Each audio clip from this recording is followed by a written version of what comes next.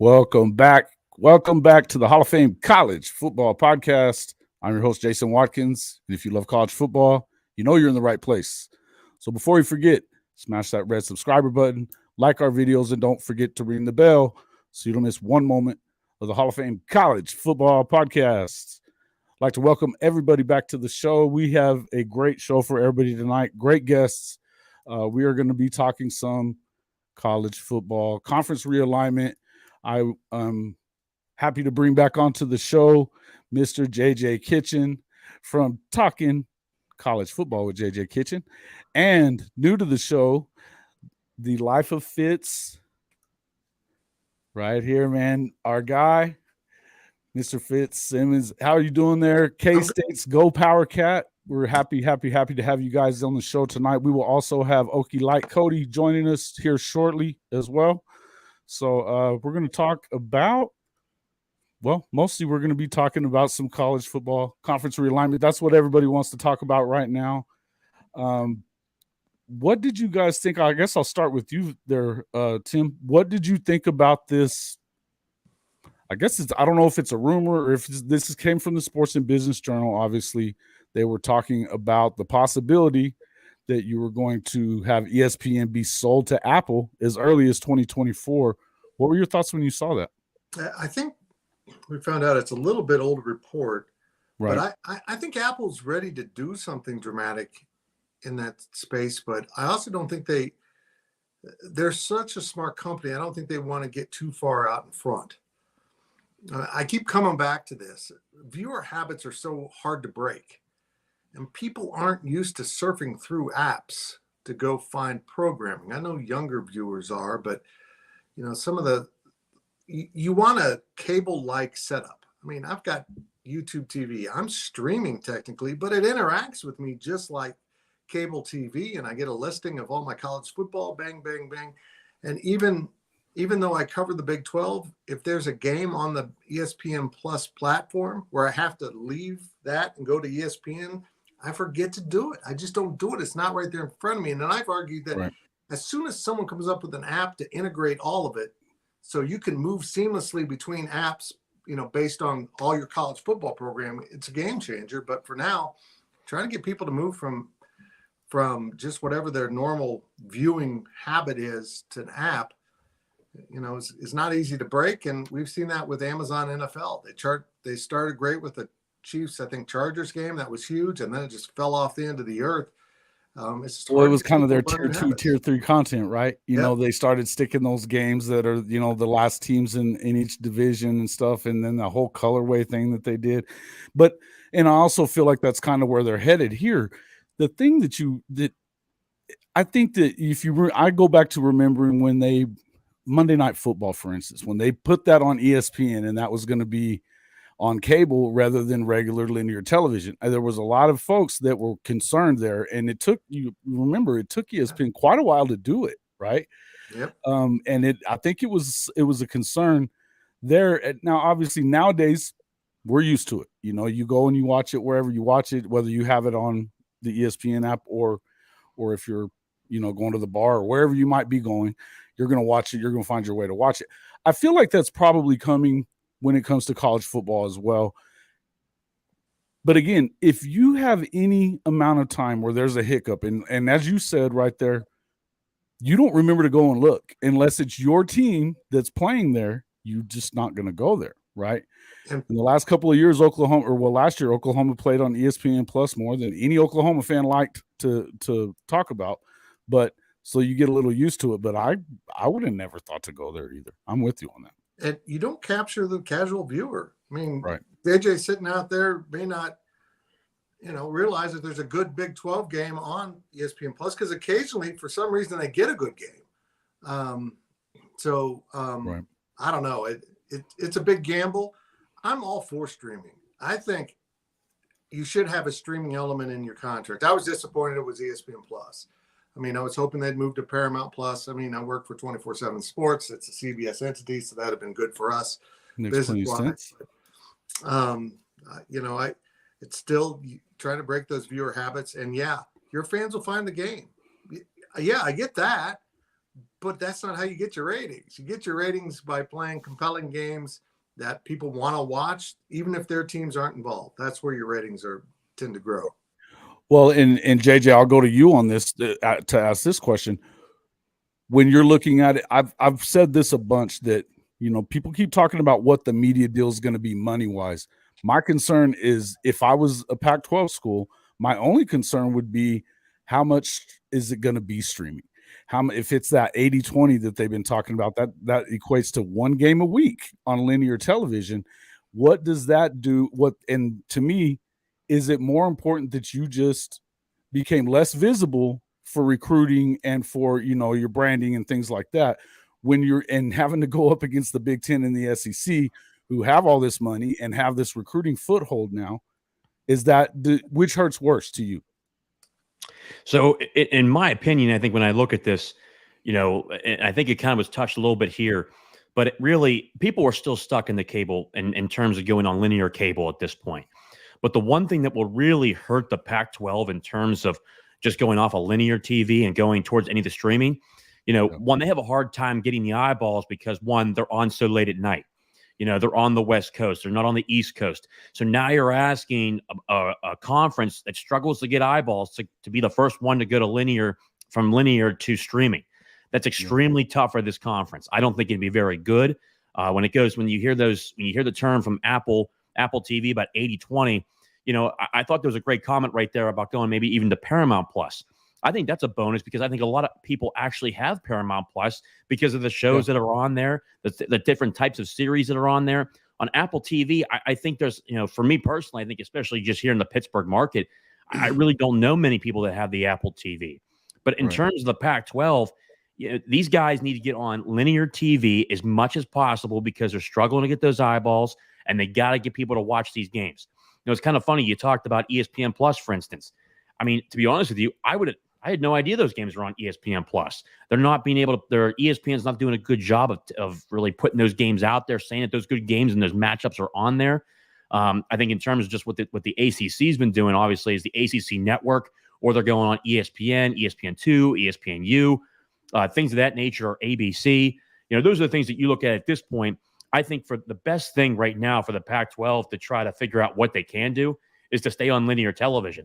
But the problem is right now is when you look at these guys right now, I mean, how many times they put out Ion Television or things of that nature? I'm turning on Ion Television to watch Criminal Minds. I'm not turning on that for I'm not watching Pac-12 football on Ion Television. Okay, CW and the Supergirl first. Yeah, look, we'll watch plenty of different shows on there. You know what I mean? We'll watch the Golden Girls on there or something. Okay, but we're not watching the Pac-12 play football on those sites. So the way I look at it is, if the Pac-12 wants to make that survival and continue to where it's at, they got to stay on cable television. They got to stay in somewhat of the limelight. But I'm very concerned in what this conference is trying to do. How many times they kick the timeline down? They just kick the bucket, and then the timeline keeps 8, moving. 9 times. Somebody put that on Twitter the other day, that there was all the times that they said, it's going to be a month from now or 5 weeks or whatever it was. You had it at the start where Kliavkoff at the end of last season, there, it was in December, and he was expecting, or first part of the year, we're going to have a deal. Yep. And if you remember, they had their exclusive time to work with Fox and ESPN, and they walked away from that negotiation without a deal. And that was what allowed. Listen, I've said this a bunch of times. I know we haven't talked a ton about this, as a group here, but on this show we've talked tons that it seems like George Kliavkoff has made misstep after misstep because he hasn't been able to talk Pac-12 presidents into anything, into nothing. And when he had the opportunity to poach and he could have gotten Texas Tech, Baylor, TCU, and Oklahoma State, and that would have killed the Big 12, right? Right after Oklahoma and Texas, it was announced that they were leaving, they could have done that. They turned their nose up at it. Who turned up their nose at it the most? USC, which is funny to me because they were leaving. But, they had that opportunity and then they didn't do it. Well, then whenever SC and UCLA decide to bolt as well, that, we had Yormark kind of stuck that olive branch out there again and gave him an opportunity to let's merge. which I still think would probably be the best solution for everybody involved, is for these two leagues to merge. You know, I know that there's a lot of stuff as far as the arguing and stuff that's gone back and forth. But if you want to keep some kind of relevance going, I feel like, you know, you need as many of these strong programs that you can get. Now, not that every program in the Pac-12 is strong. That being said, if you're able to get your Oregon and Washington, these are powerful brands. Utah has proven that it's been a powerful brand. The problem with Utah is that they've been in the Pac-12 for 10 minutes and they're acting like they're a blue blood and looking down their nose at you like they're Stanford or USC. And Big 12 people are sick of it. You know, you hear all this stuff and there's so much misinformation. Guys like Tony Altimore talking about how it's important that, you know, all this stuff is important, all the academic research money, all the money that they get together for building their hospital. None of that is shared. We all know that. None of that is getting shared, right? And so it to me, it's just been one thing after another, but it's all missteps by George Kliavkoff. You can blame this on Larry Scott all you want to, Tim, but Larry's not there anymore. And this is all on it, right? What's happening now is on Kliavkoff. It's on the presidents and chancellors. They're the ones that are hiring these people. They're the ones that are, as we're seeing, really indecisive. Mm-hmm. The only thing they're decisive about is academic snobbery. and the thing is, you know, it sounds good to merge, but the Big 12 wants nothing to do with Cal and Stanford snobbery. They just don't. I mean, Stanford's got some great athletic programs, but Kansas State played a game out there, I can't remember what season, and it was in between their trimesters or whatever they have. It was, you know, in September, but the students were on campus. It was, most of the fans of the game were Kansas State fans who came from Kansas. You know, there just isn't the kind of passion for college football in some of these places that you see in the Big 12. You see at USC and UCLA, 10. They weren't filling those places up last year, and they were winning. You know, it's crazy. Utah has that. I give Utah that. Those fans are great. In fact, I've said this repeatedly. That's the best fit for the Big 12, except one thing. The last thing the Big 12 wants are people that think programs, schools that think they're above the Big 12. Right. That's why Oregon and Washington haven't been really considered.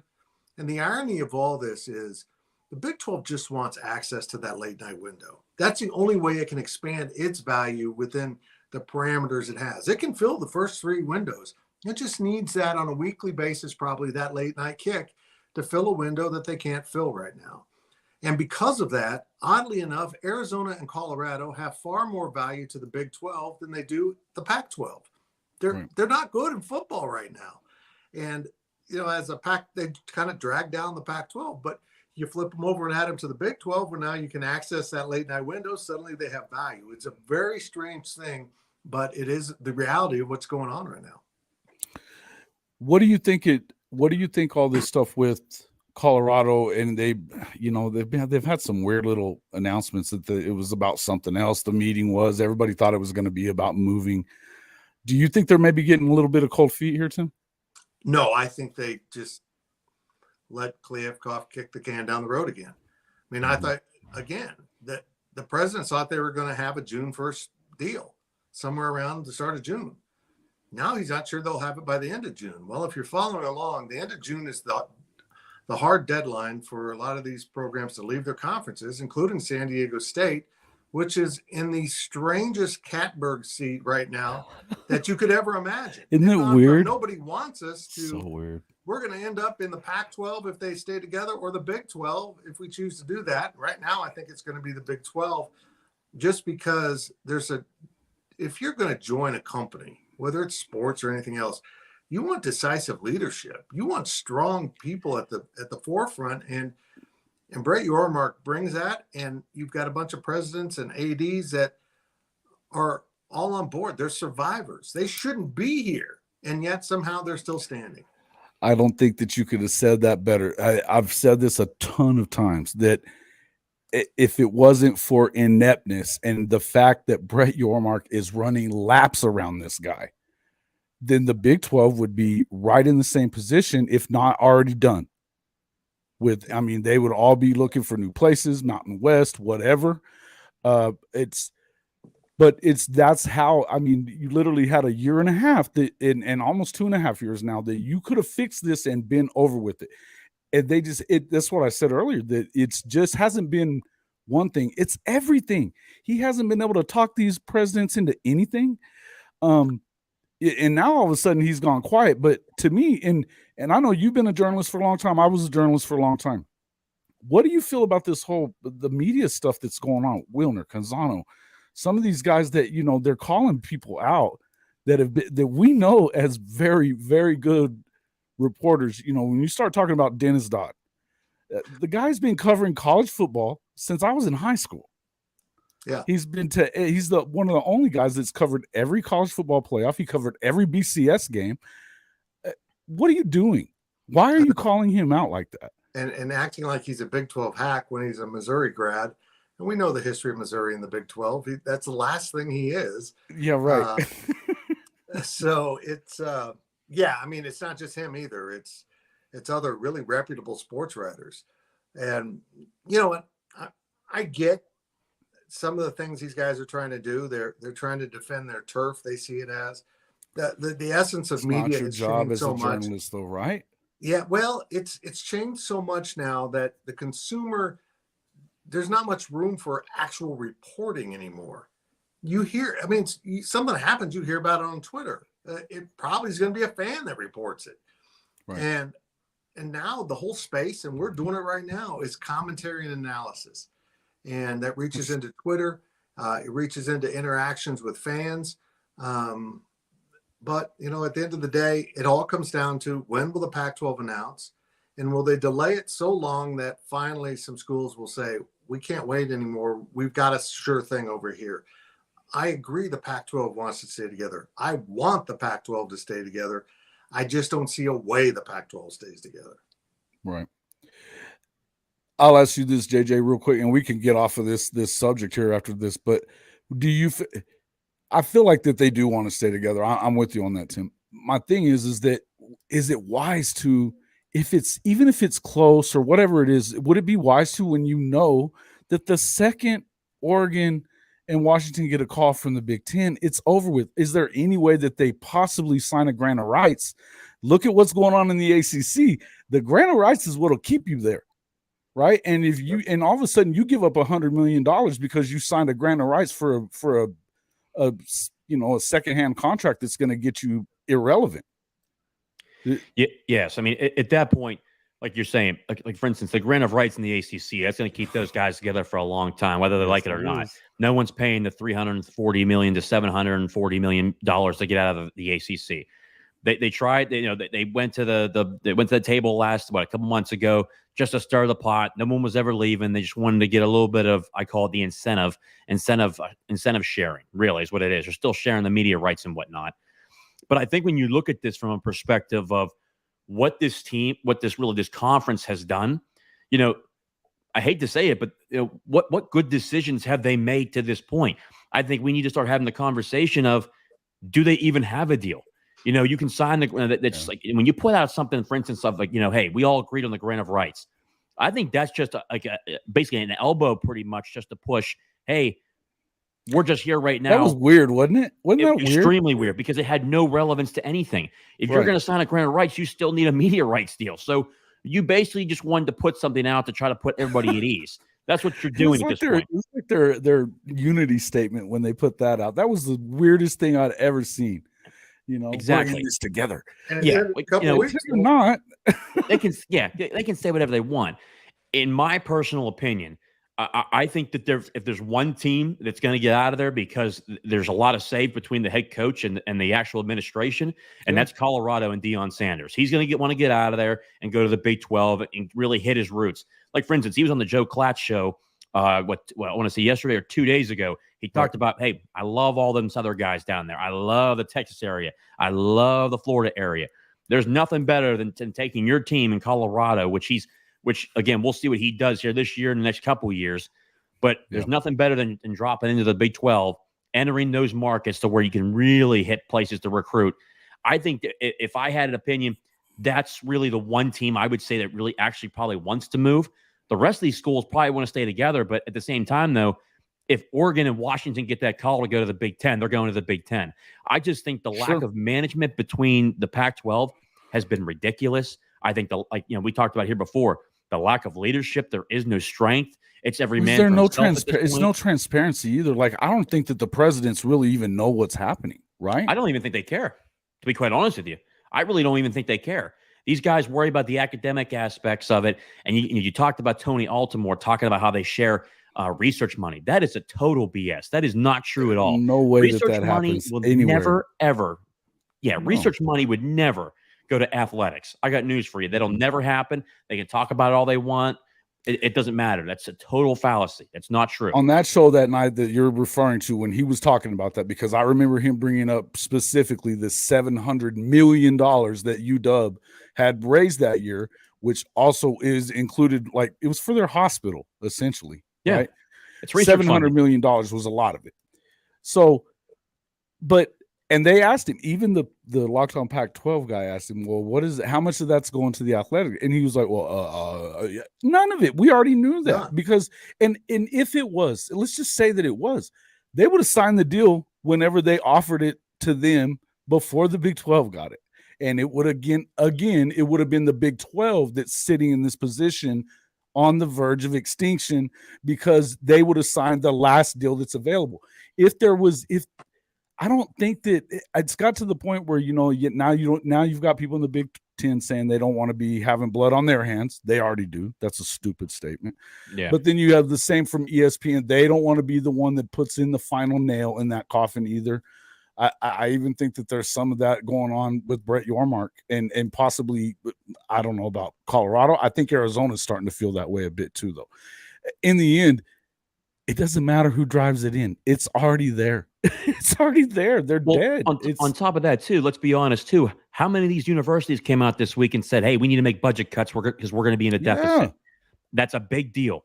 I got these schools, whether they want to talk about it or not, the heat's coming. And when you're going to be that far into debt, for instance, the Big Ten, I mean, let's be honest, the Big Ten saved UCLA. They were $130 million in debt from how many years? If it wasn't for the Big Ten, the UCLA would have probably cut every athletic sport besides basketball and football. Let's just be honest. I mean, go back and look. You can go back and look at the stadiums this year, and it tells you how little these fans are actually watching them. The Coliseum is cavernous. I don't know if you've ever been to the LA Coliseum. I'm sure you have, Tim. That place is cavernous. I went and watched the Niners and Rams there one time, and they tried to like block it off to where it'd get a little louder and stuff like that because they had enough fans to fill up like half of it.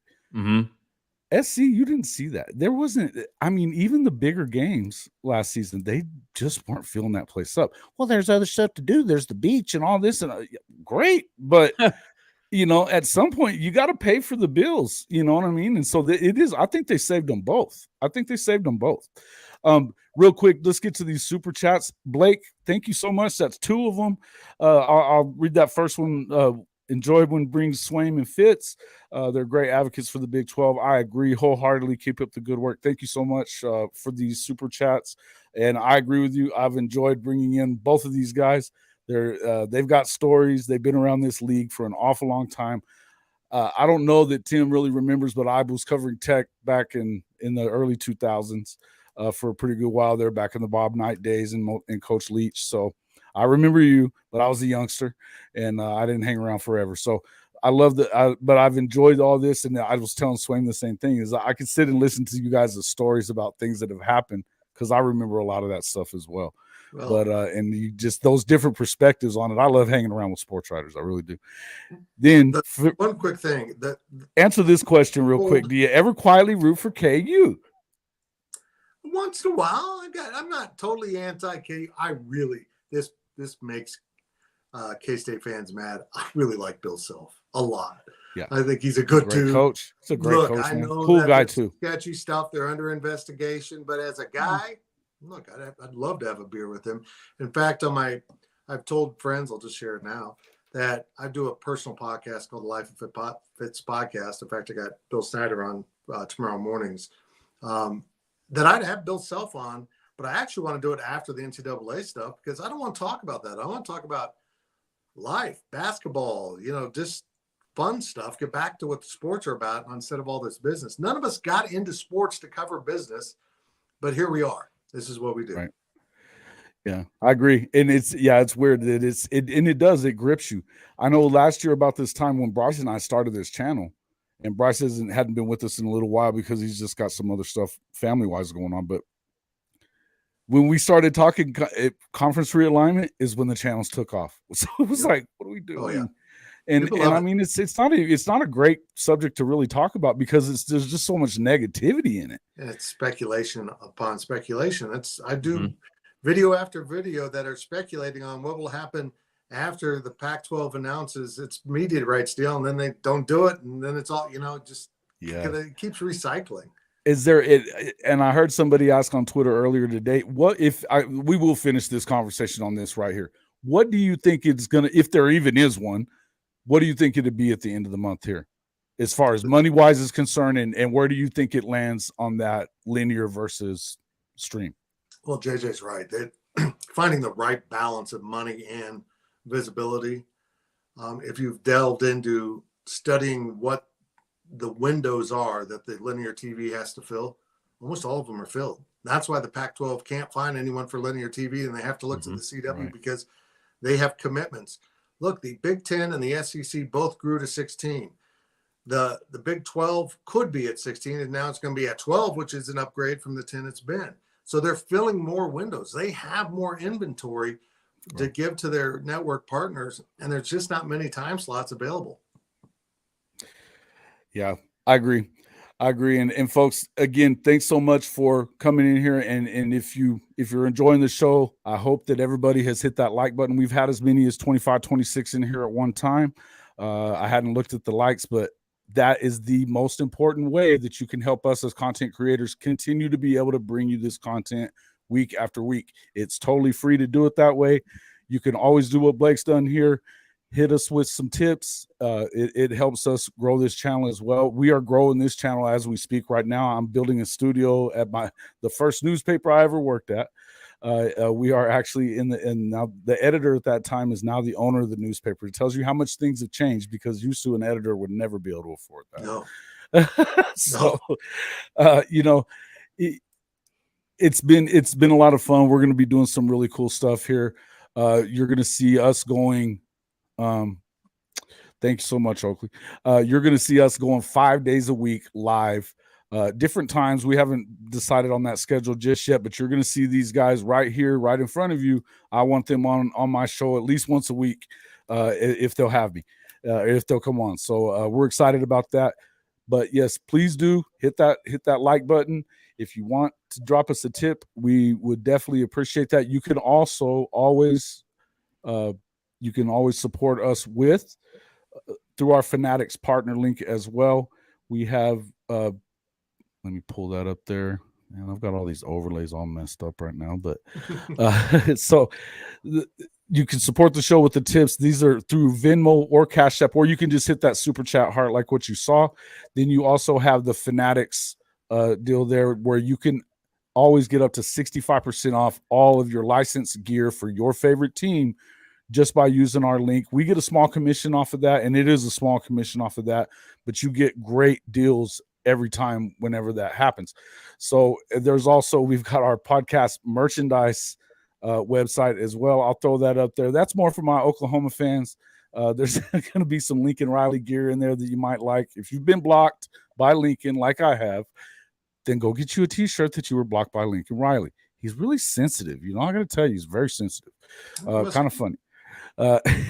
But get in there, check out our pod merchandise. It's just there's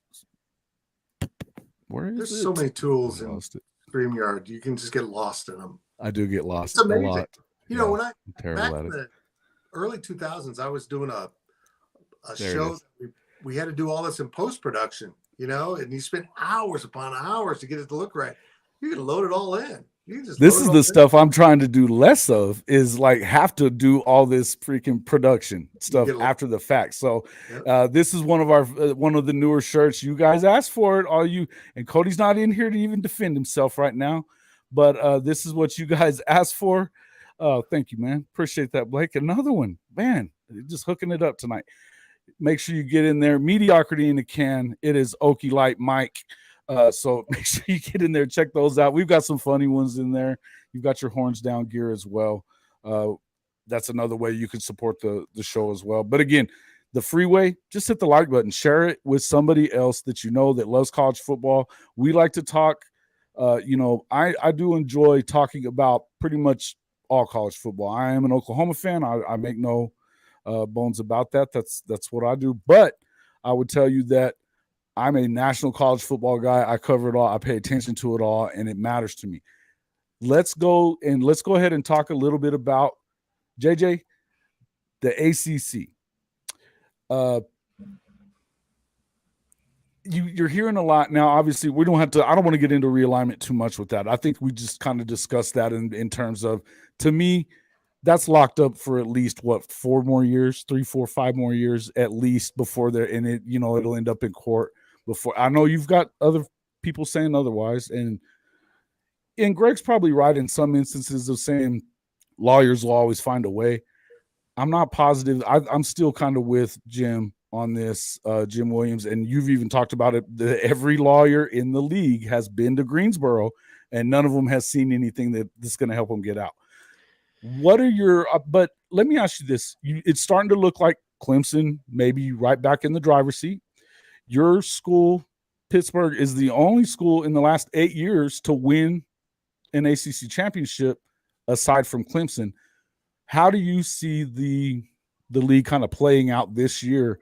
Is there a chance that somebody like Pitt or somebody else in that league could step in there, vie for that conference title, maybe knock Clemson and FSU out of it? Because I know FSU, they fancy themselves a contender for the CFP. Yeah, I think honestly, when you look at the ACC, to really your first comment, again, I understand people want certain teams to leave and whatnot, but the biggest thing is, though, you got to send an attorney down to Greensboro, North Carolina, because you can't get it anywhere else. You actually have to go down there and take a look at it.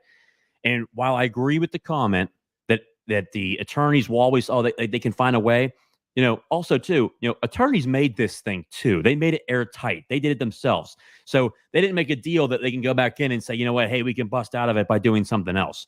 I can tell you this thing is truly airtight. I know some schools really think they can go to the SEC or the Big Ten. There's only a few couple schools, I think really 3 or 4 schools that would have a guaranteed spot to go somewhere else within those 2 conferences, guaranteed. Now, I think there's other schools you could take a look at in terms of, Virginia, UNC, 2 schools like that, I think personally could be looked at by either the Big Ten or the SEC. But at the same time, though, these guys aren't going anywhere anytime soon. In my opinion, I think you probably won't see this go to court till 2028 to 2030. And by that time, in my opinion, I think the ESPN is going to be able to fork up some money by then, because the thing people don't understand is when you're ESPN and you're a 50% partner in the ACC network, are you really going to devalue your own brand, in which ESPN's going through enough of the chopping block that's going through right now? They need to add as much value as they possibly can.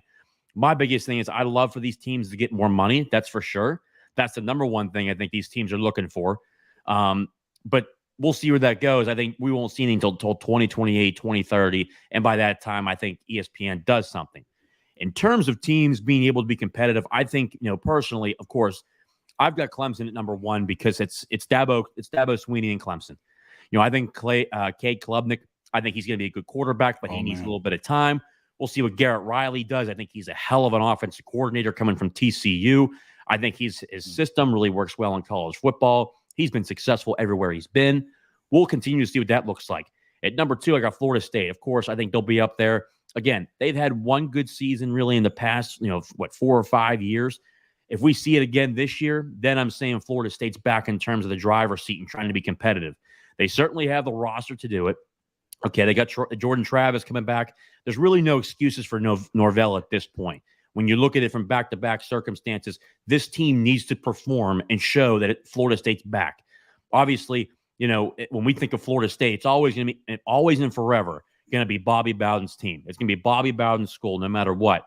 We'll see if Mike Norvell can make his own name and try to get Florida State back into the limelight. After that, I really have Pitt, UNC, and honestly, I think NC State can make a push. That's where I really see those teams at. I like NC State a lot too. I Yeah. like them, and I like Wake Forest a lot. They just seem to get in there and play ball every year. Yeah, right? They kind of remind me of K-State a lot. Nobody talks about them much, and then they kick your ass. Yeah, it's just. And I think when you look at those schools, for instance, like a Wake Forest, Dave Clawson's done a hell of a job. He came from Bowling Green how many years ago? I think they may take a step back just because Hartman left to go to Notre Dame. We'll see what that looks like. If he was back, I'd actually have them higher. I just think in terms of the pecking order, I really think it's really Clemson, Florida, Florida State, Pitt, UNC, NC State. And I think you could put Miami in there. But at the same time, though, Miami needs to start doing something. Okay, there's a lot of talking about the U and how they have every great player from the Miami going to University of Miami. There needs to be a product on the field. There needs to be less talking. And I know from plenty of people that I know that actually worked out at Miami, it's kind of right now just trying to change the culture of, hey, we're here at South Beach. Let's go out and have a good time to, hey, we need to start focusing on football games and winning national championships again. We'll see what they do. I personally want to see a good season first before I put them up there. The national media loves to hype up Miami. I think in terms of being honest with the fans, I think I need to see something first. They have great recruiting classes the past 5, 6, 7, 8 years, but they haven't done anything. So, and I think really, and when you look at the ACC, it's going to be, I think personally, it's going to be competitive this year. I think you're going to, again, Clemson, Florida State, Pitt, UNC, NC State. And then, I'll tell you what, Duke had 8 wins last year.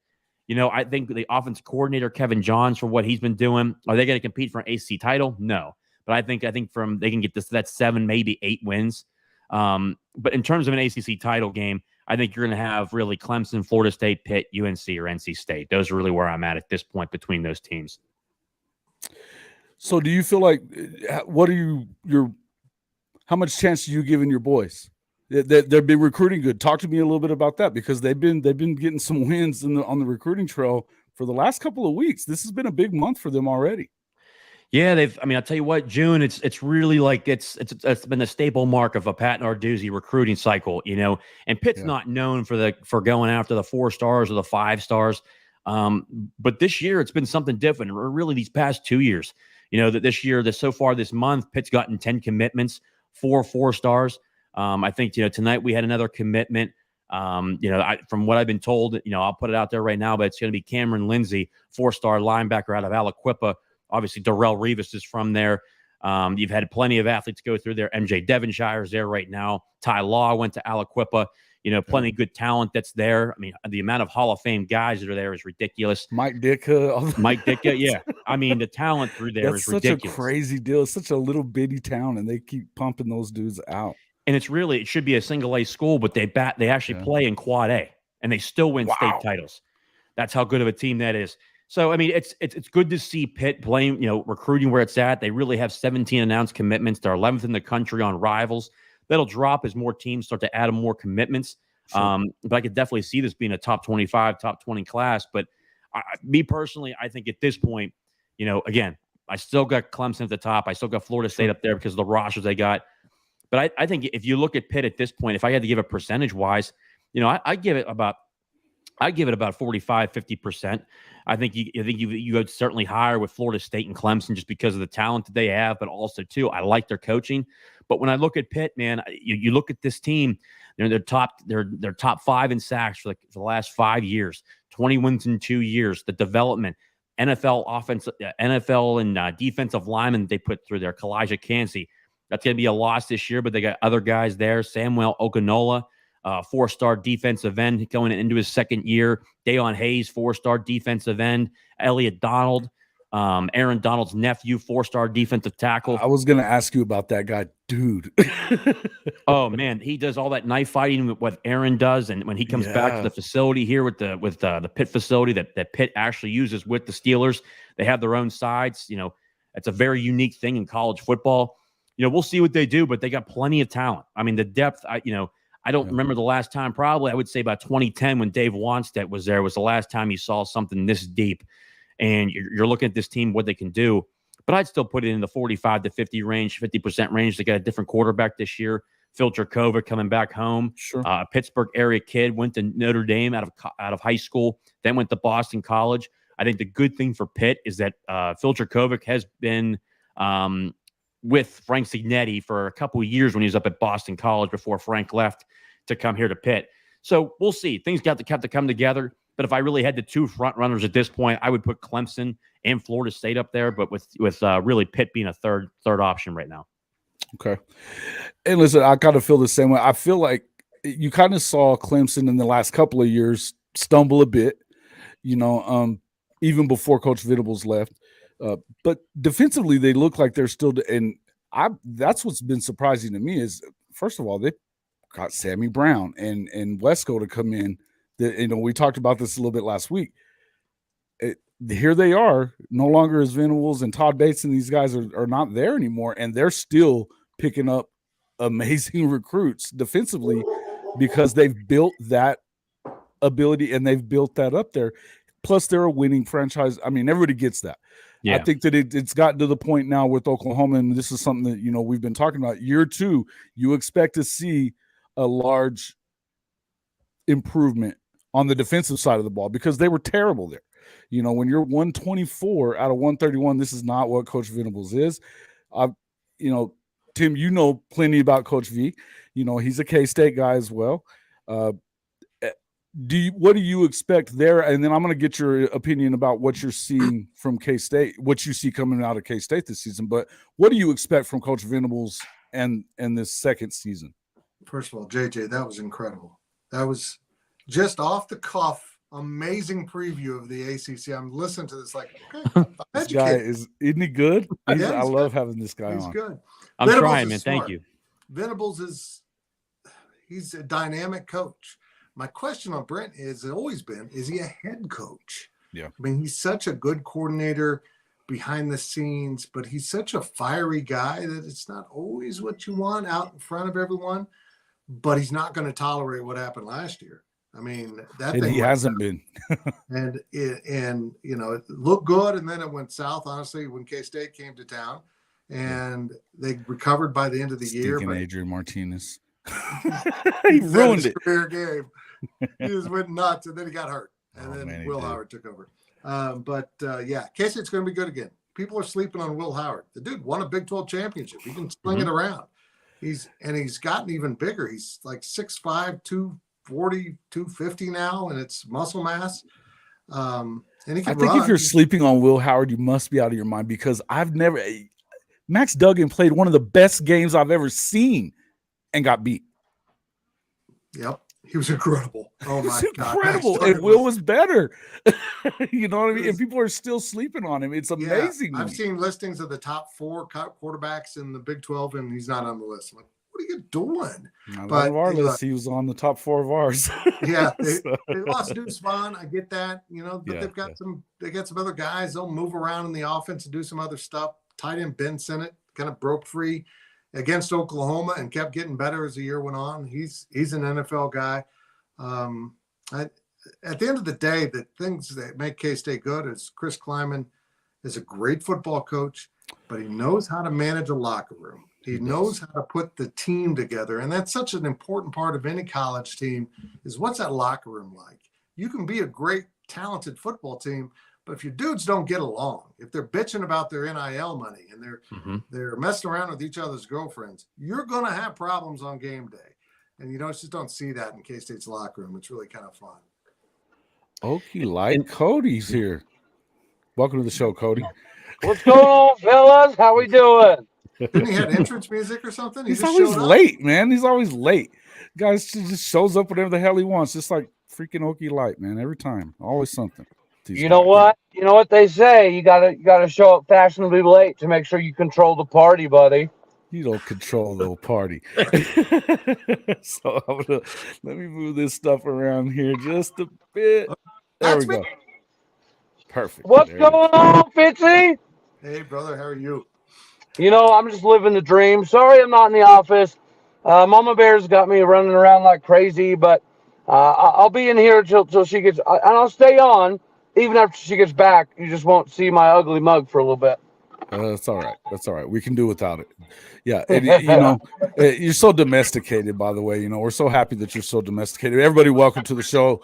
Cody Stovall, Locked On Oklahoma State. We're excited to have him. It's fun. It's always fun to have a little brother on the show. I can pick on him a little bit. You know, it kind of is what it is. We always have a good time, and he comes right back at me. So just so everybody understands, this is not a one-way street here. Yeah. You know, well, hey, everybody out there, don't you worry. Me and Jason are going to get hooked up, and little brother's going to get to hand out some live noogies, baby. None of that. No, it's good to have it. You know, we've been talking a little bit about. We just kind of got into this perfect timing, really, talking the Big 12. Tim, something that I wanted to ask you though about again too is you brought up Chris Klieman, Lance Leipold too. These guys, I mean, the state of Kansas right now and its coaching prowess in football and basketball too. Sheesh, they got real good there too. But these two guys are doing things that I don't think anybody expected Kansas to flip it around this fast. You go out and you win 2 games this first season. Obviously, one of them being against Texas. Horns down, everybody. But, hey, what a big deal. They go out, they win their first 6 games of the season. And then, of course, Jalen Daniels gets hurt. But this is a team that I think is dangerous coming into this 3rd season. That's one of the games that I'm circling on the calendar for Oklahoma that's going to be a tough one. I think that you could lose that game. Well, number one, Leipold's a great coach.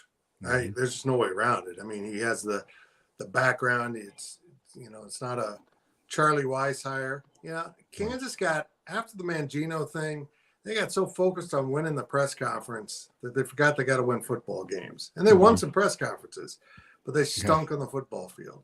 This is the right dude.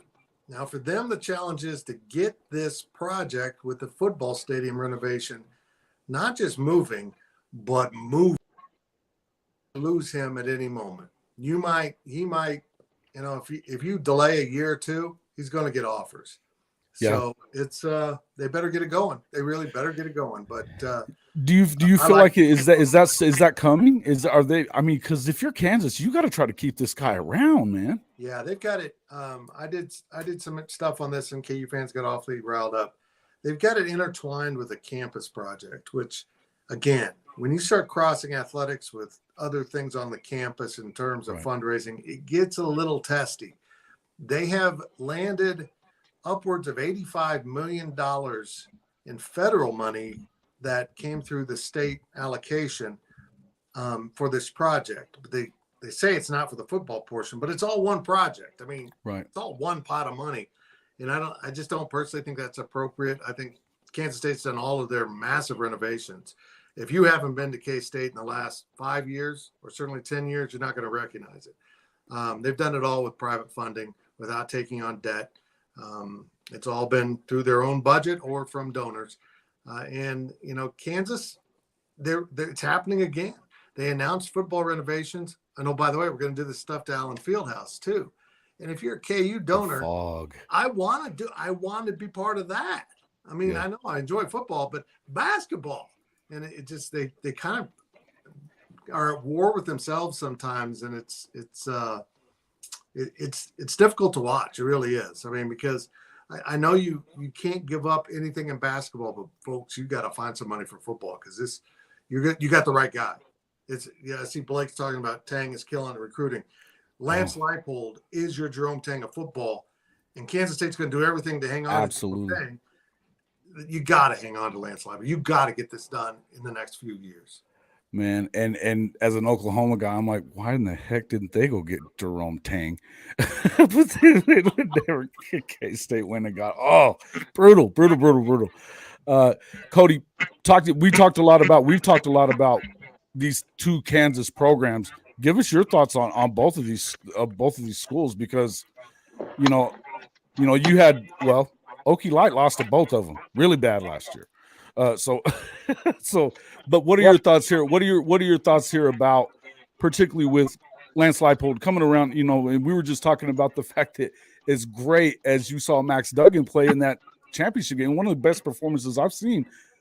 Will Howard was better and won the game. So, what are your expectations there for that team as well? Well, Both Kansas State, yeah, I think they're a train that is rolling. They're going to be very, very difficult to stop. Chris Kleiman has really taken the mold of Bill Snyder and made it even better, I think, honestly, right? He's the Bill Snyder-esque guy with the newer age style in recruiting. It's a good fit. Will Howard is a massive beast, man. The dude's squatting like 550 and benching 380. That's stuff you don't see from quarterbacks. And the hard-nosed offensive line is going to continue to be an issue. I have Kansas State going to the Big 12 title game this year, right? At least being in the running right there, 2-3 spots, right? KU, I think a line is going to rest, obviously, on their defensive capabilities. Offensively, I think we all would agree that Jalen Daniels is the best quarterback in the Big 12 as far as talent is concerned. Their backup, Jason Bean, he's really actually pretty good. He's very, very quick. He's very nimble on his feet, so he can do a multitude of things. They did both do very well in the transfer market, so I expect both of them to have really good seasons. The question is, with how deep the Big 12 is it going to all pan out for both sides? That I don't know. I don't know that KU defensively has the too deep to win any more than maybe 7-8 games, but that's still a big deal, I think, there in Lawrence. Right, and I think that when you look at what you get in the Big 12, and I think it may be headed back that way, or at least some people think that if you could get offense going, you might be able to have a chance at it. I think there's going to be a couple of teams that are going to go out there and put up defense. I think K-State's one of them. They've proven that they're going to do that year in and year out. If that happens and they get to that championship game, that might be the chance that Oklahoma gets to play them. And I got to tell you, Tim, I was not unhappy about not seeing K-State on the schedule. I'm sick of seeing Oklahoma lose to those guys. It's 3 and 4 years. There always seem to be that team that just kind of, you can't overlook them for sure. But the time, it's weird that the times that they win, it seems to be in Manhattan. yeah. Oklahoma will win in Manhattan, and then they come down and win in Norman. It's absolutely insane. I've never seen anything like it. I was going to say earlier in the show that I'm so old. I've been around since the formation of the Big 12, which was one of the first realignments. But also, I'm so old. I covered Kansas State back when football was so bad. They sold their home games to Oklahoma. They hardly ever played Oklahoma in Manhattan for a series of years because it was more profitable to sell the game to Oklahoma as a bonus home game than to have a home game. And now the last thing Oklahoma wants to see is Kansas State coming into Norman. That's how different the program is. Well, and I can still even go. I go all the way back to the year that they played for the national championship against LSU and lost. But they were riding high in number one, and I mean so well that they still got to the national championship game, the BCS game. Coach Snyder came in and beat the brakes off them, though. Yeah. I mean, it was not fun, But I tell you, I have the utmost respect for both of these coaches, and I still feel like when you're going to lose your blue bloods in a lot of that. But I think that obviously you're going to replace them with some good teams. And I think that this is still going to be one of the more competitive leagues there, Oh, absolutely. I think that you don't really know who's going to win this thing from year to year. And I think that could be a great thing. That could be a great thing. Basketball wise, I think that I love what Brett Yormark is trying to do, which is bring that out separate, let them sell that one, because if you end up when already you're getting Houston, if you end up with Arizona, you're talking Gonzaga, you're talking UConn, you're talking San Diego State. Now, you said catbird seed earlier for San Diego State. That was a weird thing to hear, but it's real. But you're talking about major programs, the finalists in the NCAA tournament in UConn and SDSU. Not to mention, K-State was right there from, doing the same thing. Texas was right there getting in it. Thankfully, they didn't. But look, what a great Final Four that was, by the way, too, though. But, I mean, I loved it. I don't know what the first year Jerome Tang takes him to the Final Four. Unbelievable, I love listening to him talk, too, man. This guy, what a oh, man. Oh, why isn't he in Norman? Yeah, I'll tell you what, especially just from an outside perspective, watching the Big 12 this past year, I think, even though you have Oklahoma and Texas leaving, I think it's really a very good evenly put conference. Again, I always find it's, and to Tim's point, I find it, you have a team like Kansas State, where Chris has done a phenomenal job there, proven to be a great coach, even at the FCS level, now at the FBS level. In my opinion, I have Kansas State near the top in terms of the Big 12, again, going back to a championship because of how they're coached. And again, we had a little bit of a conversation before about this, but, NIL, I think Deion Sanders kind of brought up a good comment about this. I don't have a problem with NIL. I got a problem with collectives. There's a big difference between both of those things. And I think a lot of these teams, teams like Kansas, teams like Kansas State, you look at two schools like that, those are very good coached football teams, great cultures. You can have the best or the most talented team in the world. If you can't get 11 guys on the football field to play cohesively with each other, you're going to have difficult times. Perfect prime example, especially in the ACC, is with a team like Miami. They have all the talent in the world year in, year out, but they can't put it together. I think when you watch Kansas State and how they played last year, especially down the stretch, beating TCU in the Big 12 title game, shows just how good that team is coached on a day in, day out basis. But he's got that team going in the right direction to where it's one cohesive unit.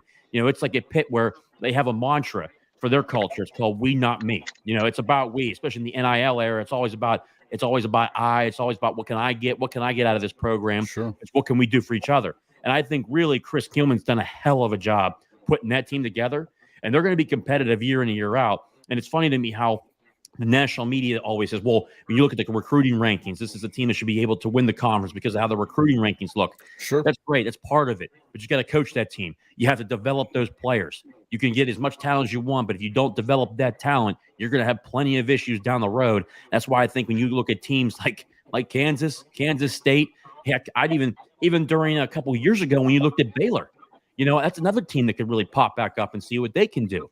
So, again, in Oklahoma State, obviously you look at Mike Gundy and the hell of a job that he's done there in terms of what he's been able to bring in.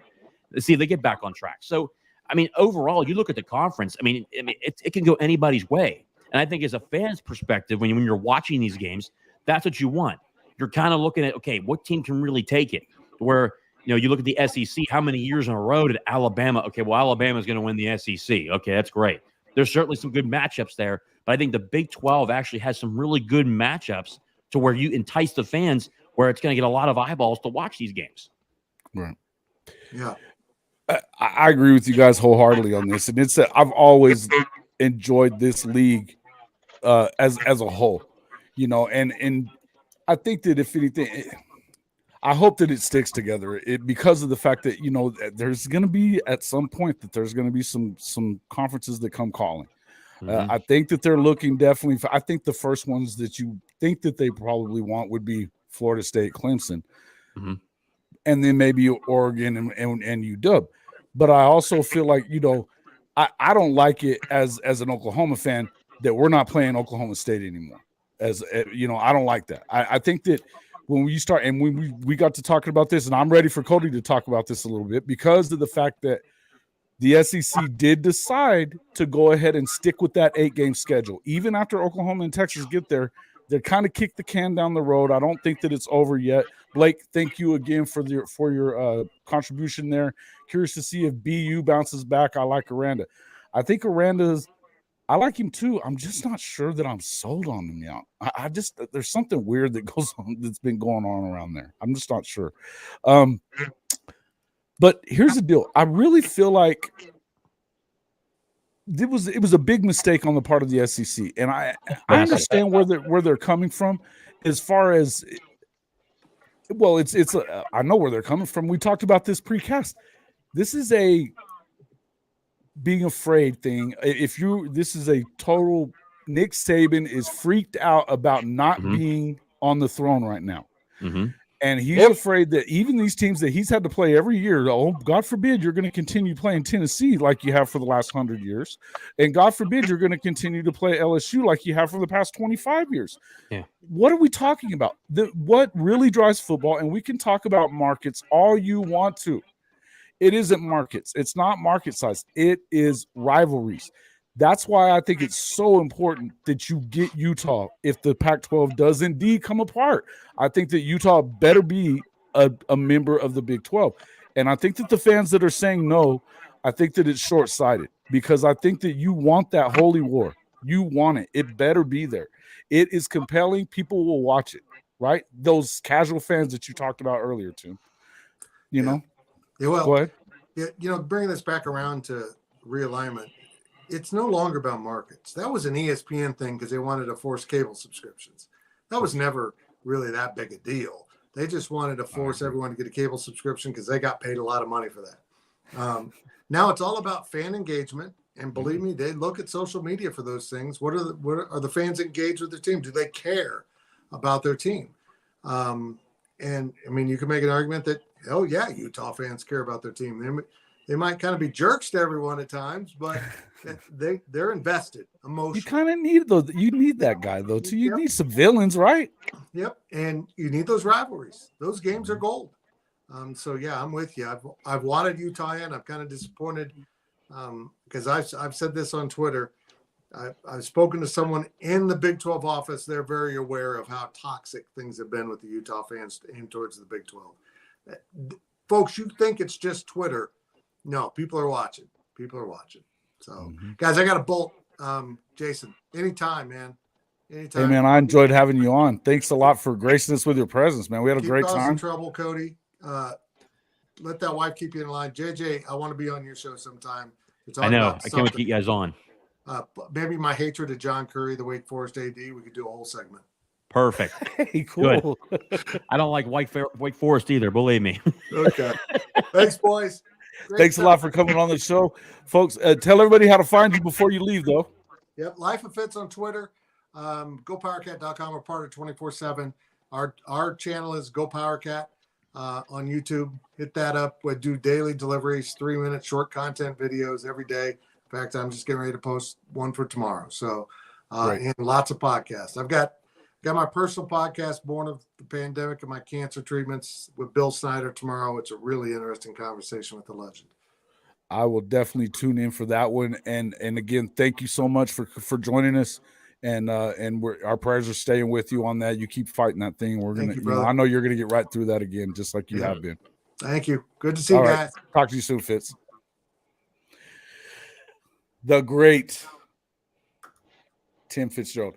Love having these guys on the show. It's like I said before, I enjoyed having Swain too. These guys are storytellers. They know so much. They have so much background in this conference and having covered this game that we love so much. I mean, we're some of the, I'm kind of getting to be one of the elder statesmen. You guys are young pups, but these guys are even, they're above me when it comes to that.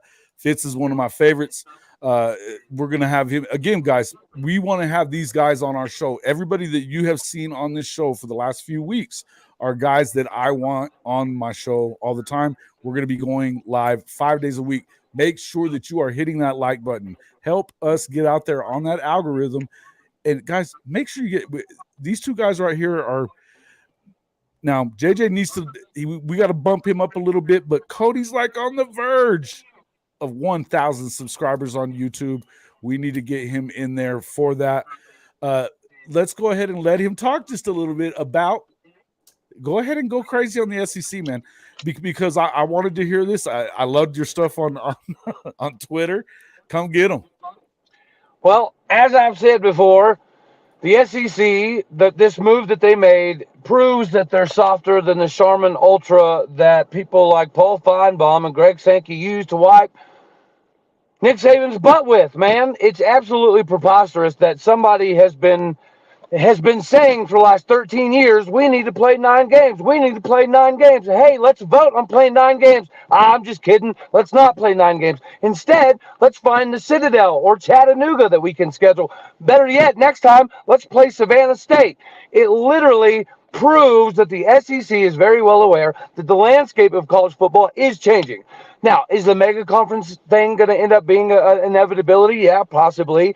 but it's not going to be like what they thought, right? When all of this realignment stuff started, the SEC controlled most of the cards. The SEC controlled most of college football. But the disillusionment that has been put to us over and over and over, it's been beaten to our heads since 2004. Every bowl game, win, lose, or draw, you saw all those dang SEC signs all over the place. The players were holding them, the coaches were holding them, the fans were holding them. They were chanting the SEC, and it was a good marketing ploy. Okay, it worked. The SEC got themselves in this position. They also got good at football too. Yeah. Yeah. Okay. Yeah. You can say that to some degree. Yeah. Go ahead. You're talking about Alabama, right? They control a lot of things. Georgia controls a lot of things. A lot of people thought that nobody was going to ever be able to catch Bama, including Kirby Smart. He has caught Bama. Bama realizes that, again, they're good, yes, but the days of them controlling everything, the days of Greg Sankey dictating what everybody's going to do, I don't think are as beautiful as the SEC likes to paint. And I do think this schedule is evidence of that. Guys, only 5 teams voted yes, including people want to throw shade at the Big 12 all the team. Texas A&M left the Big 12. They're not scared. They said yes. Missouri left the Big 12. They're not scared of 9 games. They said yes. OU and Texas have both already said when they join the conference, they're going to say yes. The only people saying no are the people that are afraid of anything changing. You're not getting any argument from me on this. And I said this, Oklahoma and Texas didn't get a vote in it this time. They were there. They didn't get a vote. Had they have gotten the vote, they were going to vote that way. It would have already moved to it. Yeah, this was a definite kicking the can down the road. They're trying to extract a little bit more money out of ESPN. I don't necessarily blame them for that, but in the end, no. I'm saying as at the conference level, but I also feel like there's that paranoia. And JJ, we've been talking about. I think there's that paranoia there, particularly on the part of Nick Saban, where he's taken it on the chin a little bit the last couple of years. You saw it whenever he was in hot pursuit of Jeff Lebby last season and really wanted, because he sees, believe me, if you don't think that this defense is going to get better at Oklahoma, you can point directly to that move right there where he worked very hard to get Jeff Lebby there because he felt like he could cut the knees out from underneath a team that he knew was going to come in and give them a hard time defensively. This is a program that he knew that he was going to have to worry about. But you see it with everything that's going on with even Texas A&M. It's Texas A&M. What are you worried about there? But he does all the time. He's worried about Tennessee. You've lost once to him in 15 years. He's worried about, worried about LSU. You beat the brakes off of them more times than not. You lost to them by 1 point in their house. This, to me, does point towards that, right? Bro, I don't think it's. I mean, the money side of it, yes, it matters, but I don't think it's much about money as it is this right here. And no, I'm not listening to Tupac Shakur and throwing up the West Side. It's about W's, baby. It's all about extra W's. He's right? wanting number 8, and he's looking for number 8 national title, and he's afraid that he's never going to get it. Everybody knows, right? The difference that we have right now in the Big 12 and a lot of other conferences is you do have to pack your lunch every week and be prepared to go to war. They do not want to be facing another SEC school in week 8, week 9, week 10. They'd rather play the Citadel so they can sit half their flipping team. I'm so sick of that freaking game too. Yeah. Yeah, dude.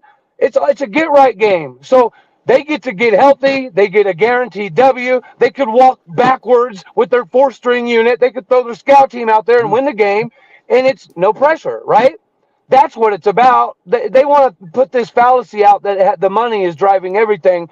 Sometimes it's being concerned about whether or not you're going to get as many teams in, which to me I think is also stupid because of the fact that already they've been getting the lion's share. They've gotten 2 out of 4 teams that are going into the CFP.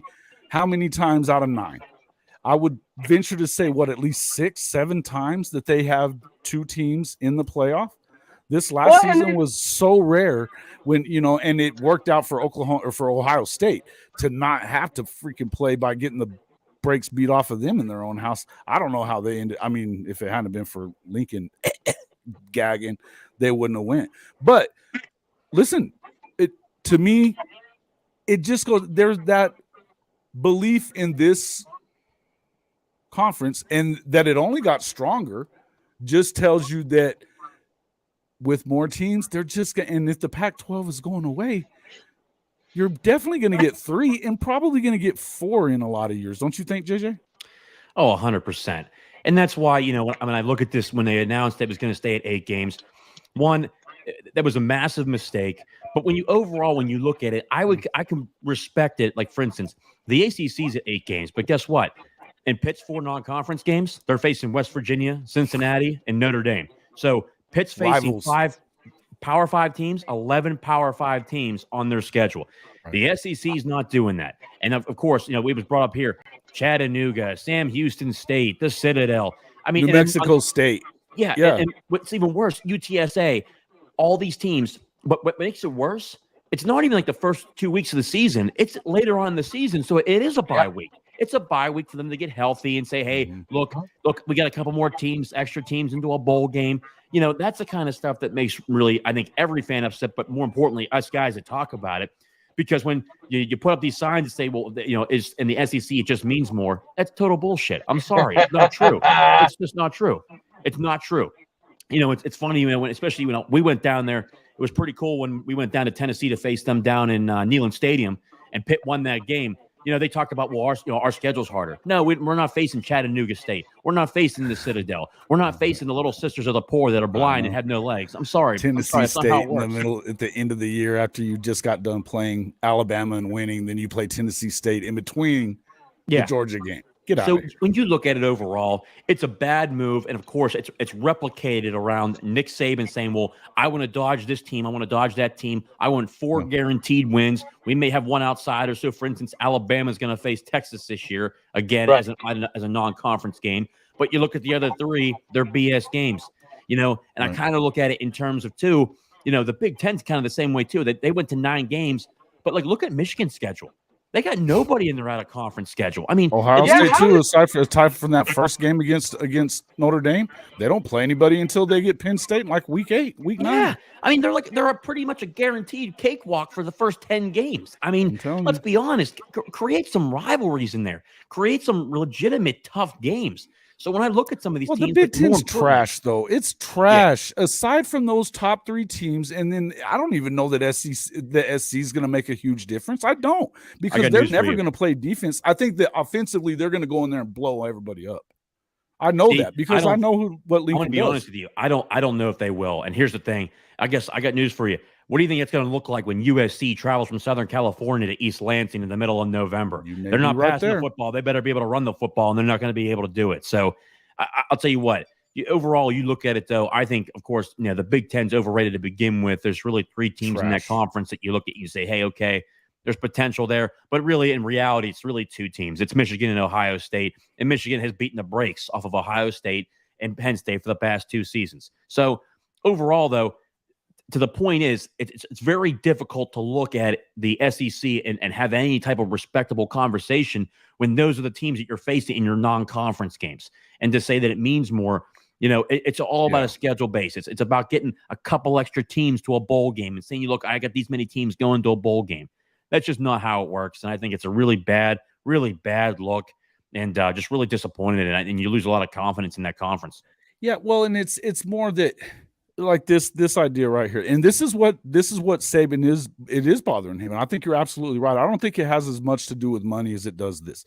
They're worried about whether it's going to hurt if they start losing more games because you're playing better competition within the SEC. We understand that, but here's the thing: to me, if your strength of schedule, and you got to remember that this is all done by committee and rankings and all this other crap, and they are always going to favor the SEC. And it's not because of adding Texas and Oklahoma. Yeah, I get it that Texas hasn't done anything. Oklahoma went to freaking, they won 6 straight Big 12 championships. They went to 4 playoffs during that time. They didn't win a game in the playoff. I get that. But listen, that it's not going to make them worse. When they get there, they just added power to your brand. They're recruiting in the top 5. They were the top 4 in recruiting: Bama, Georgia, Texas, OU. Yeah. This past season. They're in this cycle, which, listen, it's going to continue to be that way. Now, I don't know that Oklahoma, we've talked about this a lot. OU is never going to probably be able. They're not even going to try. They're not going to be recruiting the same way that Alabama does and Nick Saban does, and Georgia too, where they get droves of them. And whichever guy works out great, whichever doesn't, they're going to transfer. This is not the way that, that relationship recruiting that we were just talking about, when Fitz was still on.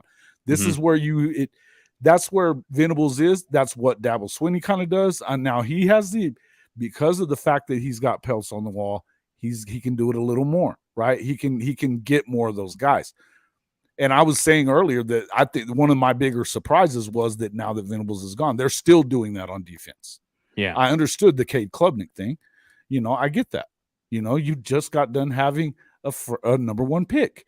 You know what I mean? Trevor Lawrence. He won a national championship as a freshman. I understood Cade Klubnik. I understood DJ Uiagalelei. I think that DJ kind of fell out of favor there. I still think he's really good. I think that he would start, 99 out of 100 schools. It just didn't happen to be, it wasn't working out there. Now that Garrett Riley's there, Cade's liable to come out and light it up because he's going to simplify that offense for him. I don't know that it helps him in the NFL. I do think that it simplifies it and it makes that offense. I think Clemson's a very big threat all the way around. What I would tell you is I don't see this hurting the SEC, and I think it's time for Greg Sankey to step up and say, stop it. Knock that off. We need to take the leadership role here and go out there and play the toughest schedule. We're the best conference. We know we're the best conference. Go play the best schedule. I agree. And I think what was crazy to me is when I saw it come out is there's got to be a real conversation about, hey, there's 12 teams going to the playoff by the time that would start. So in reality, you'll have your 5 Power Fives in a group of 5. So that's 6. But then you have 6 other spots. So you're going to get at least 2, 3, possibly 4 teams 7 in the other SEC spots getting in. because the Pac-12 is about to be split. Yeah. So overall, even though you're playing you're playing that tough schedule, you're adding that extra game, you can do what you want after that. It's not going to affect one of these teams not getting in or getting in. It's not going to do it.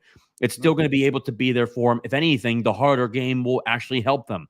So when you have these 8 games and then all of a sudden you have 4 drop-off games, you're kind of going back and forth and saying to yourself, man, they had 8 strong games. Maybe if you look at Alabama, Georgia, Tennessee, Florida needs to get it together. Arkansas needs to get back together. Obviously, Missouri and Vanderbilt are really not in a good place at all in football. But I think that these teams, when you look at it, those are strong wins. If you're Alabama, that's a strong win against Georgia or a strong win against LSU. LSU's made a good comeback with Brian Kelly being there so far. Oh, man. We'll see I what they think Brian continue to do. Kelly is trouble for that league, man. And I'm telling you, because look at what he did. I mean, they recruited better while he was there than they had recruited in a long, long time at Notre Dame because they do have some limitations when it comes to who they allow in, right? Mm-hmm. You're not going to get the depth. You're still going to get great players at Notre Dame. I'm not giving them an excuse for coach, not doing it. But I would tell you that where you can get that depth that you see SEC championship programs have in the trenches and even at some of those skill positions that we're talking, linebackers, receivers, those dudes. You're not going to have that kind of depth at a place like Notre Dame, but now he gets to LSU and he can get them all, because they love to go to the Bayou. I think they're my dark horse pick to win the national championship this year. I have a hard time believing that Georgia wins 3 in a row. I wouldn't be that surprised. And I know we're going to have folks, by the way, we are going to have Coach Isaiah on here tomorrow night with JJ and I. We're going to talk some more SEC football when we get to that part. And we want to talk to him about what he sees coming from Georgia. This is still a juggernaut. And they also have a stupid easy schedule. The SEC made them in Oklahoma cancel that game because they knew that this was probably going to come a year early. But it made an already really easy schedule look like trash. I don't like the whole protected one. I think that what I was trying to get at earlier was that my problem is that part when we just talked about the most important thing is what? Rivalry games. You just cut half of them from that SEC schedule next season. Half. Because they all have 2. Yeah, right. which is wild to me. You're losing your viewership. That's what you want. You should be highlighting those rivalry games and then supplementing after that. Single fan or content creator that's happy about this, and yet you hear Saban say things like, "We need to do what's best for the fans," but then you don't. Yeah, and he doesn't care. At the end of the day, his job is to be Alabama. Yeah, Alabama. That's it. He gets a paycheck from Alabama, and his job is to look what Alabama's best interests are, and that's to take an easier route, the easier games that he knows he can win. Putting 4 easy games on the schedule, I would say 3 this year because Texas will be a good game there in that first couple weeks. But hey, when you look at it overall, he doesn't care what the fans think. His job at this point is to secure his legacy, to make sure that he doesn't lose as many games, even if he gets into the playoffs with, let's say, in the 12-team playoff with 2 or 3 losses. He doesn't want that. I mean, in his time at Alabama, he had his first couple of years building the program, but after that, they've had 1 or maybe 2 losses. That's it. You look at this team, I don't remember the last time they had only 9 wins. So at the end of the day, he's looking out for Alabama. They lost by a total of freaking 2 points in those 2 games. Yeah, which is wild. And they were both road games at 2 of the most rowdy places in the world to play. I mean, when Tennessee's good, that's a tough place to play, man. Being down there, it's loud. Yeah, man. And that's the SEC for you. Here's the thing. But I mean, Kim, you hit the nail on the head with that. OU's protected schedule, brutal. The first year of the SEC, I'm telling you, if it goes what they're saying it's going to be, they're going to have to play all the nasty teams, all of them. You're going to get Tennessee and Bama and Georgia, LSU, whatever. You're going to end up getting 3 or 4 out of 4 of those teams your first year. And I don't know why you do that to these guys right in there. But, hey, there it is. I mean, you knew what was coming if you're Oklahoma. You have to expect it. That is going to be the first year for Jackson Arnold to get to play. The expectation levels can't go too crazy high. You hope that defense is ready to rock and roll because offensively, we're going to have to wait and see. I would tell you that Jeff Lebby is still one of the best offensive coaches in the country. I believe that Jackson is going to be one of the best quarterbacks in the country, probably right away. So I'm not saying that they can't go out there and compete and do something in that first season. I think year 2 is probably more likely. In the end, there's been some recruiting hiccups this last week for Oklahoma as well. We end up losing a defensive lineman, which is the last place that they wanted to lose anybody there to the portal. He only made it, but here's what I would say about that. If this guy is afraid to compete against these guys that are upperclassmen and the guys that you are assuming they're going to get in David Stone, Williams Nwaneri, Nigel Smith, my favorite recruit in the country right now as far as, period. But definitely for defensive tackles, I think that Nigel he should be a 5-star. I don't think that there's anybody close to him aside from Smith and Nwaneri. They may get them all. But if you're this guy, I mean, why do you run off? We don't even have to bring it up. I mean, I'm not going to badmouth the kid. I hope that everybody else is doing the same because what I've seen over the past couple of days, and now this is what's going to bring me into this. And JJ, excuse me for a second. I got to get this out. This Jordy Ball stuff of her going to Nebraska. And I saw this. Yeah. Listen, the good news to me is, and I love my audience here. I have the smart OU fans in my audience. And we're even missing some of them tonight. My OU fans are not the ones that do. We have a couple that are, they'll troll a little bit. Sooner Cowboy will do it a little bit. But I'm going to tell you something. If you are going to bust on this girl, if you listen to the story, and I don't know how many people did, but all I have seen for the most part, you have a couple of dumbass guys out there that are saying stupid shit like she owes anyone anything when she was having some mental health problems that the team had to help her get through. I don't think Patty was surprised, Patty Gasso. I don't think there was a single player on that team that was surprised that she wanted to go home and be closer to her family. And for anyone the girl was unhittable for 2 seasons. As big as Jocelyn Allen was last year for this team, that's how big Jordy was this year. Yeah, and one of the things I looked at too is just that, one, she just won you a natty. You know what I mean? And that's why, I didn't Untouchable. understand that. You want to go home, you want to be close to your family, it's going to help you with your mental health.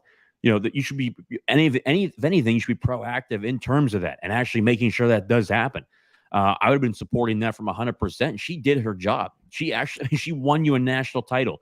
I mean, she did her job. So again, I was a little surprised to see that, but I think let's be honest, the majority of Oklahoma fans were definitely agreeing with her and supporting her. I think you just have those couple of knuckleballs. You have, especially a couple of guys here and there in each fan base. But let me tell you this: from what I saw, the majority of Oklahoma fans were intelligent. And this is what I was her. just getting at: is I am so proud of most. I was going to come in here and everybody probably thought I was about to go nuts. What I'm going to tell you is I'm actually very, very, very proud of the fact that most of the stuff you're seeing is this. Jordy gave us everything out there on the field. No problems with her decision. You shouldn't have a problem with. And the people that do have a problem with her decision, to hell with them. To hell with them. Yeah. Nobody cares. Nobody. You know what? Maybe if that's all that were the one, I'm not even going to say the guy's name, the one that was the loudest. Mm-hmm. If sports are that important to you, then you should maybe stop watching them. Yeah. That you are going to sit there and hurt and be hurtful towards a child, first off, and an athlete. She doesn't owe you nothing, man. She doesn't owe you anything. Nothing. And you know what? Being from Nebraska, it's not just about being there from. Can you imagine what kind of legacy she can create if she can make them contenders with what she does as a pitcher and being able to help with some of the recruiting? The transfer portal is what it is. You had the other half of you had so many of these ridiculous folks out there, Florida State fans posing as the National Women's Association of blah, blah, blah, and bitching about the World Series being in Oklahoma City. You realize that if they won 7 more, they still wouldn't have as many national championships as UCLA's won in Oklahoma City, people. Exactly. Yeah. It's not about, and nobody's trying to take it away from Nebraska, the men's World Series, and they're, it's just dumb. Again, that team, what they did to lose 1 game all season. Yeah. I was a little shocked to see those couple comments, but just, again, I'll say this last thing before I got to jump off. Yeah. I will say this. I'm very happy. I'm not shocked. And again, that's why Brent Venables wanted to go there, because it's a great place to be. Norman's a great place to be able to coach, raise your family, things of that nature. But I think the majority of Oklahoma fans, they were extremely happy for her. You block out the other stuff. You always have those where it's crazy message boards or anything like that. She did a hell of a job for that university. I'll tell you what, I can people like Kim, they got, they're damn proud to have her a part of that program and what she did and what she built there and what she fought through to be there. Damn proud. And I think that's why 99% of the Oklahoma fans, I think, would agree with me and agree with you in that, that just support her. You know what I mean? And hey, you lost 1 game all year. That's a hell of a feat, especially in softball, how competitive it is. Oh man. And yeah, there's so many of those wins towards the end of the season when we were approaching the record and then they passed it. You were down to the last strike. Yeah. Yeah. The Clemson game, they were down to the last strike and hit a 3-run bomb to tie it. And it's crazy when you look at that, the 3-run bomb to tie it, or you could have something crazy happen. Maybe like how the University of Texas lost against Stanford in going into the College World Series, losing the ball in the lights. Something that simple can happen. Sick to death today too, aren't they? I can't even beautiful. Bust on their chops that much as I love to. That was beautiful to watch. Oh, it was so my God. Unreal, man. What a great, but this is why we love college sports. And again, I'm grateful that we got to see her pitch at Oklahoma and not have to go up against her. Can you imagine, and I could see them going after this girl from Stanford that gave them all they wanted. I could see that happening. There's a girl down at Baylor, another freshman. I could see her ending up in the mix somewhere, or definitely, I know that Oklahoma State's kind of after her as well. Look, the one thing I'll tell you is that nobody out recruits Patty Gasso. Nobody does. She's an animal. She's unreal. They love her. They were talking. One of the things that I loved the most about when they were in the post-game conference, and we'll go from there. Look, the 3 girls that they had in there, and one of them being Jordy, was talking about how the whole season they kept their eyes on God. They kept their eyes on God, and it was all about their faith within there. That is the exact kind of, culture that they're trying to build on the football program as well. You're going to have to break a few eggs and have some bad kids in football programs. We get that. In the end, the culture is more important than the cash if you really want to win. And again, this will be the last thing I say before I hop off, but I got to say this. That press conference, when she talked about the difference of joy and actual like happiness, when she talked about how softball, she was happy in the moment, it brought her great happiness. But after a couple of days, when you're back home and you're not doing nothing, what joy do you really have? And she talked about her faith and being able to build that relationship with God. That was so cool to watch that. I really wish more teams were like that. I wish more people would talk like that in terms of our society where we're at. I just have so much respect. There's two sides to that deal nowadays, but it's, that's where I'm talking. But it's not just NIL. I know that a lot of things that we start thinking about the NIL, and particularly for women's sports, I enjoyed getting to see what LSU's women's team were able to do with the Iowa women, to make their money. I mean, they're not looking to go to the WNBA anytime soon because they're doing well. I think that's amazing, right? Yeah. I'm enjoying to see that. I want to see more of that. But the thing is, I mean, come on, man. Let's see more of that kind of stuff. It has to come back to what is it really? But winning is about teammates and coming together. It's not about who's making the money and who isn't. It's never gonna be, right? Yeah. That's just kind of how it is. Shofars are sounding victory. Boomer. Hey, Bishop, you're right. You're right. You're right on that. And thank you for saying that, guys. Thanks so much again for everybody coming in here. We are going to be here tomorrow. Tomorrow night, we've got Georgia creator, Coach Isaiah from the Fan Attic. That's how you say it, right? Yep, the Fan Attic show. Yeah. Love the show. You guys should go check them out. We're going to talk to him about what they think you're going to see. And JJ is going to be on here with me as well. We're going to talk to him about what he thinks coming up for this season. Can they get that 3-peat?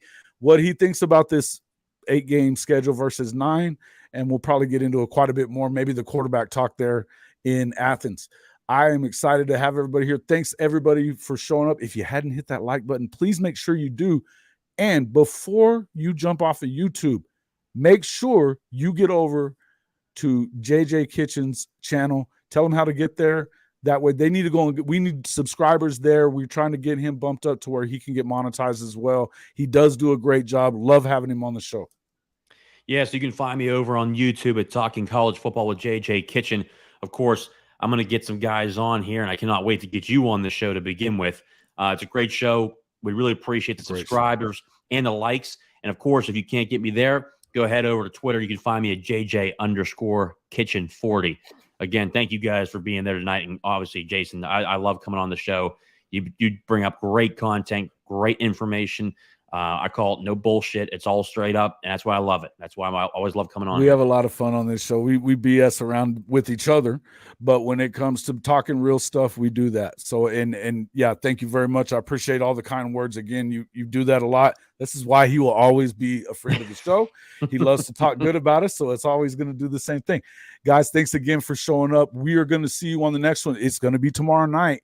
We're going to do it again, same time, right here on the Hall of Fame College Football Podcast. Check us out tomorrow, 8:30 Eastern Time. We'll see you then.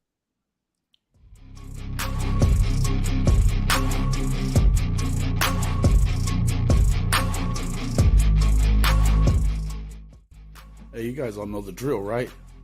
Say it with me. Smash that red subscriber button. Like our videos. And don't forget to ring the notification bell so you don't miss one moment of the Hall of Fame College Football Podcast. Hey, we even have amazing pod merchandise right here in our store. Hey, while you're here, don't forget to check out all these other amazing channels and subscribe to them too.